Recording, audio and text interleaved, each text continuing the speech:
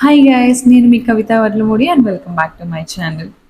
నా work commitments వల్ల నేను రెగ్యులర్గా ఆ వీడియోస్ అప్లోడ్ చేయలేకపోతున్నాను. But from now on I make sure to upload videos regularly. 5 months అయిపోయింది నేను ఇండియా వచ్చేసి, బట్ స్టిల్ నేను ఫ్యామిలీతో టైం స్పెండ్ చేయలేకపోతున్నాను నాకున్న వర్క్ కమిట్మెంట్స్ వల్ల.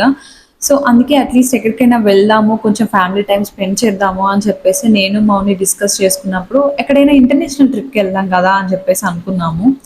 సో అనుకోగానే ఫస్ట్ ఏ ట్రిప్ మనకి బడ్జెట్ ఫ్రెండ్లీలో ఉంటుంది, ఎక్కడికన్నా ఫ్యామిలీతో కలిసి వెళ్ళి రావడానికి అని చెప్పేసి మల్టిపుల్ ఆప్షన్స్ చూసుకుంటూ ఉన్నప్పుడు మాకు మలేషియా బెస్ట్ ఆప్షన్ అనిపించింది అనమాట. So okay, international trip Malaysia వెళ్ళాలి అని చెప్పేసి ఫస్ట్ అనుకున్న తర్వాత సో దాని గురించి కొంచెం రీసెర్చ్ చేయడం స్టార్ట్ చేశాను అనమాట. ఇంటర్నేషనల్ ట్రిప్ అనగానే మనకు ఫస్ట్ గుర్తొచ్చేది వీసా కదా.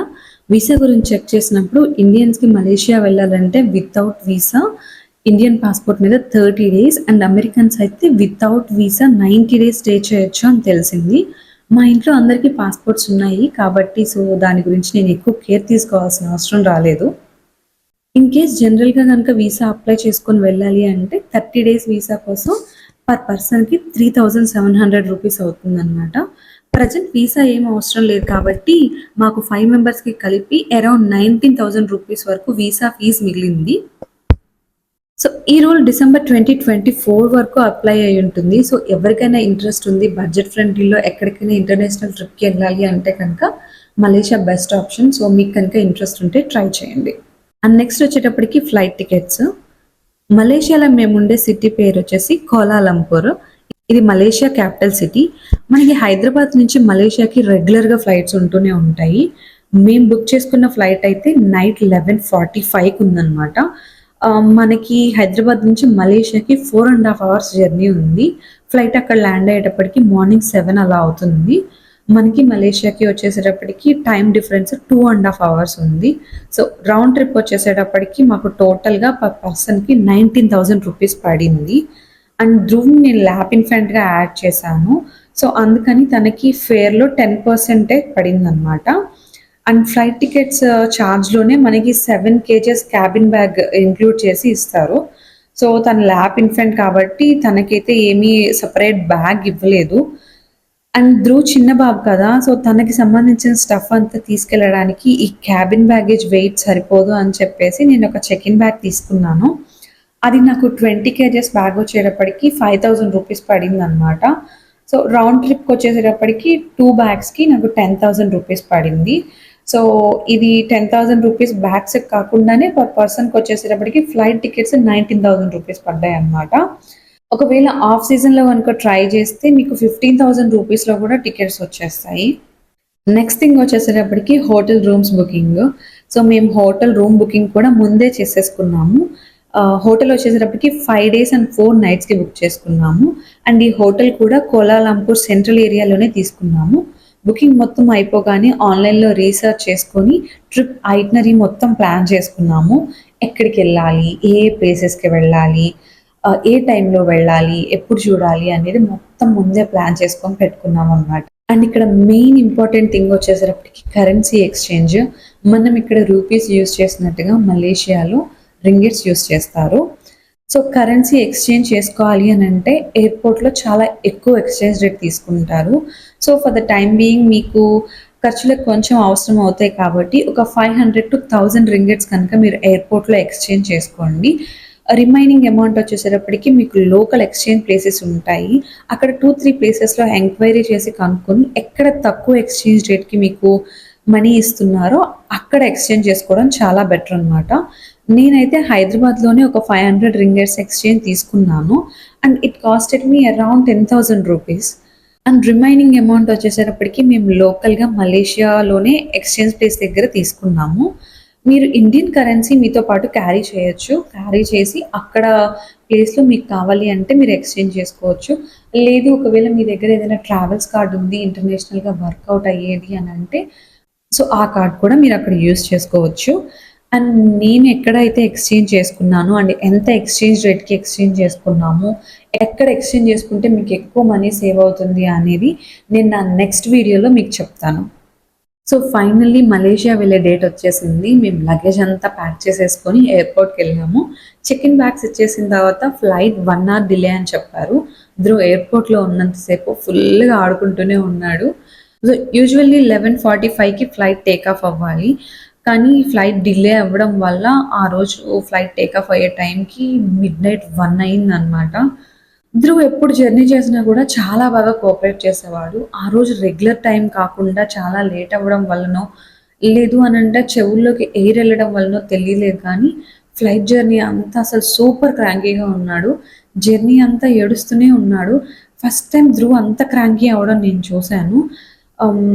నాకనిపించింది first time if in case నేనొక్కదాన్నే గనుక ధ్రువ్‌ని యూఎస్‌కి తీసుకెళ్ళాలి అనంటే చాలా ఇబ్బందవుతుందేమో అనిపించింది. సో, ఎలాగోలా మేనేజ్ చేసుకొని ట్రై చేస్తూ ఉన్నాము. ఈలోపు ఫ్లైట్ మలేషియాలో ల్యాండ్ అయ్యింది. సో, 1 అవర్ డిలేగా స్టార్ట్ అవ్వడం వల్ల ఫ్లైట్ మలేషియాలో ల్యాండ్ అయ్యేటప్పటికి 1 అవర్ లేట్ అయింది. సో, అప్పటికి అక్కడ లోకల్ టైమ్ వచ్చేసేటప్పటికి 8 అయింది.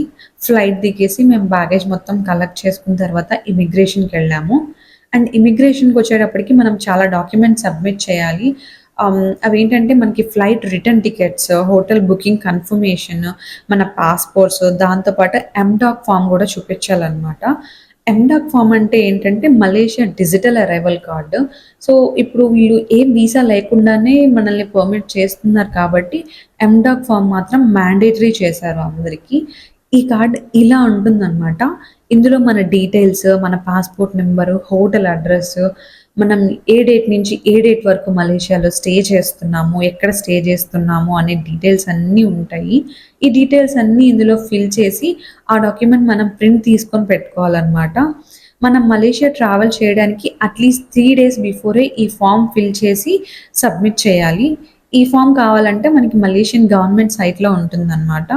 ఇఫ్ ఇన్ కేస్ మీకు తెలియక లేదంటే ఏదైనా మిస్ అయ్యారు, మీరు దాన్ని గనుక ఫిల్ చేయలేదు అనంటే ఈవెన్ ఇమిగ్రేషన్ క్యూ లైన్స్ దగ్గర కూడా దీనికి సంబంధించిన లింక్ పెట్టారు. మీరు అప్పుడైనా సరే ఆన్‌లైన్‌లో ఈ ఫార్మ్ ఫిల్ చేయొచ్చు. ఎవరెవరైతే ట్రావెల్ చేస్తున్నారో వాళ్ళందరికీ కూడా సెపరేట్ ఎండాక్ ఫార్మ్ అయితే ఉండాలి. సో, మా ఇమిగ్రేషన్ అయిపోయింది. ఇమిగ్రేషన్ అయిపోయిన తర్వాత మేము కస్టమ్స్‌కెళ్ళాము.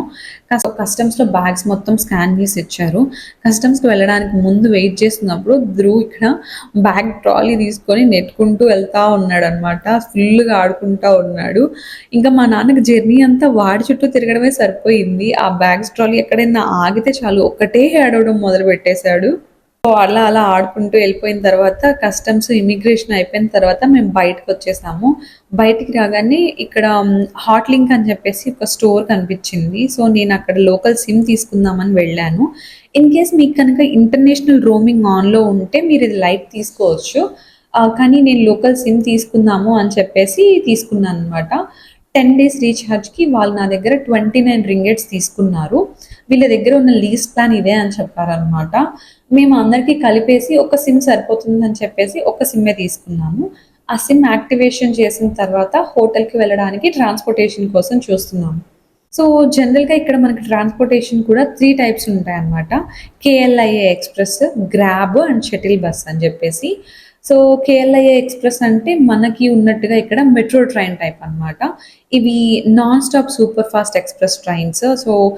సో, వీళ్ళిక్కడ డైరెక్ట్‌గా ఎయిర్‌పోర్ట్ టు మెయిన్ సెంట్రల్ సిటీకి ఈ లైనేశారు. సో, ఇక్కడ ఎయిర్‌పోర్ట్ నుంచి సెంట్రల్ సిటీకి వెళ్ళడానికి ఈ ట్రైన్‌కి 35 మినిట్స్ పడుతుంది. అండ్ ఎవ్రీ 15 మినిట్స్‌కి ఒక ట్రైన్ ఉంటుందనమాట. సో, దాన్ని బేస్ చేసుకునే ప్రైస్ కూడా ఉంటుంది. పర్ పర్సన్‌కి ఇక్కడ ట్రైన్ టికెట్ వచ్చేసేటప్పటికి 55 రింగిట్స్ అవుతుందనమాట. 4 పర్సన్స్ కలిపి ట్రైన్ టికెట్స్ 220 రింగిట్స్ అవుతాయి. అదే గ్రాబ్ గనక అయితే గ్రాబ్ అంటే మనకిక్కడ taxi and Ola, Uber type అనమాట. మేము 5 మెంబర్స్ కాబట్టి నేను క్యాబ్ బుక్ చేశాను. క్యాబ్‌కి మాకు 55 రింగిట్స్ పడిందనమాట. అంటే almost 1/4 of the price compared to express train. So, క్యాబ్‌లో అయితే ట్రాఫిక్ ఉంటుంది కాబట్టి జర్నీ లేట్ అవుతుంది. సో, బట్ మనం ట్రైన్‌లో అయితే ఫాస్ట్‌గా ఎళ్ళిపోవచ్చు. మాకు క్యాబ్‌లో హోటల్‌కి రీచ్ అవ్వడానికి మోర్ దాన్ 1 అవర్ పట్టింది. సో, ఈవెన్ దో ఒకవేళ ట్రైన్ బుక్ చేసినా కూడా మేము మళ్ళీ స్టేషన్ నుంచి హోటల్ దాకా వెళ్ళాల్సొస్తుంది. అప్పుడైనా ఏదో ఒకటి బుక్ చేసుకోవాలి కాబట్టి నేను క్యాబే బెస్ట్ ఆప్షన్ అనిపించి ముందే బుక్ చేశాను. And that two Dhruv night అంతా సూపర్ క్రాంకీగా ఉన్నాడు కాబట్టి నేను ఛాన్స్ తీసుకోదలుచుకోలేదు. ఫ్లైట్ సీట్స్ కూడా చాలా అన్‌కంఫర్టబుల్‌గా ఉన్నాయి. సో, జర్నీ వల్ల అందరం టైర్డ్ అయిపోయి ఉన్నాం అనమాట. సో, క్యాబ్ ఎక్కగానే అసలు అందరికీ నిద్రొచ్చేసింది. ఫుల్‌గా నిద్రపోయాము. మేము హోటల్‌కి రీచ్ అయ్యేటప్పటికి టైం 11 అయింది. యూజువల్లీ మలేషియాలో హోటల్ చెక్ ఇన్స్ ఎలా ఉంటాయంటే, ఆఫ్టర్‌నూన్ 3 నుంచి మనకి హోటల్ చెక్ ఇన్స్ ఇస్తారనమాట. అదే చెకౌట్ కనుక అయితే ఆఫ్టర్‌నూన్ 12కి మనం చెకౌట్ చేయాలి. యూజువల్లీ చాలామంది ఏం చేస్తారంటే, లగేజ్ తీసుకొచ్చి హోటల్ లాబీలో పెట్టేసేసి సిటీ చూసి ఆఫ్టర్‌నూన్ 3:00కి అలా వచ్చేసి చెక్ ఇన్ చేస్తారనమాట. లేదు అనంటే మనం ఎక్స్‌ట్రా అయినా సరే పే చేసి ఎర్లీ చెక్ ఇన్ చేస్తారు. సో, మేమందరం ఆల్రెడీ ఫుల్‌గా అలసిపోయి ఉన్నాము. ఎవరికీ తిరిగే ఓపిక లేదు కాబట్టి, నేను ఎక్స్‌ట్రా పే చేసి ఎర్లీ చెక్ ఇన్ తీసుకున్నాము. సో, ఎర్లీ చెక్ ఇన్ గూడా బేస్డ్ ఆన్ ద హోటల్ ఉంటుందనమాట. ఒక్కొక్కళ్ళు ఒక్కొక్కలాగా చార్జ్ చేస్తారు. అండ్ సో, నేను స్టే చేసిన హోటల్‌లో అయితే వాళ్ళు మాకు 60 రింగిట్స్ చార్జ్ చేశారు. So, by the time hotel check in అయిపోయి వాళ్ళు మాకు రూమ్ ఇచ్చేటప్పటికి ఆఫ్టర్‌నూన్ 12 అయిందనమాట. సో, ఆఫ్టర్‌నూన్ అయింది గదా! సో, ఇంక డైరెక్ట్‌గా లంచ్ చేద్దాం అని చెప్పేసి గ్రాబ్ నుంచే లంచ్ ఆర్డర్ చేశాము. ఇందులో క్యాబ్సే కాదు ఫుడ్ కూడా ఆర్డర్ చేసుకోవచ్చనమాట. సో, అందరం టైర్డ్‌గా ఉన్నాం గదా! ఈ టైంలో వేరే ఫుడ్ ట్రై చేయడం అంటే కష్టం అని చెప్పేసి నేను సౌత్ ఇండియన్ ఫుడ్డే ఆర్డర్ చేశాను. మలేషియాలో మన ఇండియన్ ఫుడ్ కూడా బానే దొరుకుతది. సో, మేము 2 బిర్యానీస్ అండ్ 1 మీల్ కలిపి ఆర్డర్ చేశాము. దీనికి 73 రింగిట్స్ అయింది. అండ్ ఇక్కడ మెయిన్ ఇంపార్టెంట్ థింగ్ ఏంటి అనంటే మనం ఎప్పుడు ఫుడ్ ఆర్డర్ చేసినా సరే వీళ్ళు మినిమమ్ 1 అవర్ డెలివరీకి టైం తీసుకుంటారు. అండ్ డెలివరీ చార్జెస్ కూడా మినిమమ్ 5-6 రింగిట్స్ యాడ్ చేస్తారు. అండ్ ఒకవేళ గనుక మీరు డెలివరీ చార్జెస్‌ని స్కిప్ చేయాలి అని అనుకుంటే గ్రాబ్‌లో 1 మంత్ ఫ్రీ ట్రయల్ ఉంటుంది. మీరది ట్రై చేయొచ్చు.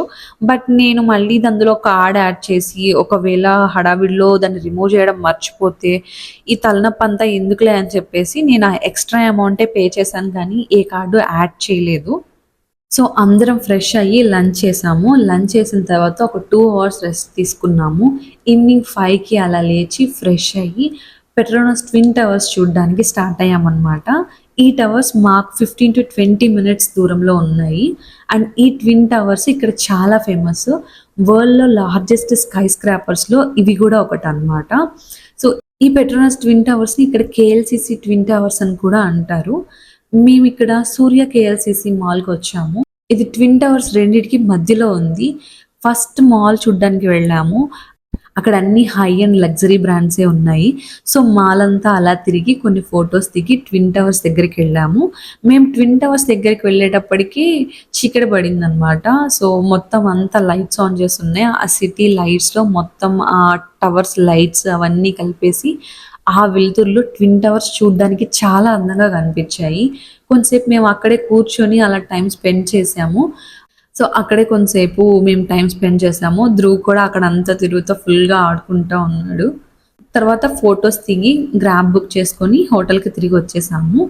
ఇక్కడ కూడా లోకల్ మెట్రో ట్రైన్స్ ఉంటాయి. బట్ నాకు ఫ్యామిలీతో కలిసి వెళ్ళేటప్పుడు ట్రైన్ కన్నా కూడా క్యాబ్సే చాలా బెటర్ ఆప్షన్‌గా అనిపిచ్చింది. ఈవెన్ కంఫర్ట్ వైస్‌గా అయినా, ఎకనామికల్ వైస్‌గా అయినా. హోటల్ రూమ్‌కొచ్చేసిన తర్వాత నైట్ డిన్నర్ ఆర్డర్ చేశాము. నైట్ డిన్నర్‌కొచ్చేసేటప్పటికి లోకల్ షవర్మా బావుంటుంది అనంటే ట్రై చేద్దాం అని చెప్పేసి ఆర్డర్ చేశాము. 2 బాక్సెస్ షవర్మాకి 62 రింగిట్స్ చార్జ్ చేశారు. టేస్ట్ అయితే ఓకే. పర్లేదు బానే ఉందనిపిచ్చింది. టీవీ చూస్తూ డిన్నర్ చేసి అందరం అలా రిలాక్స్ అయ్యామనమాట. And that's all for the day 1 vlog in Malaysia guys. I'll see you guys in my next vlog from my Malaysia series. Until then, take care. Bye bye.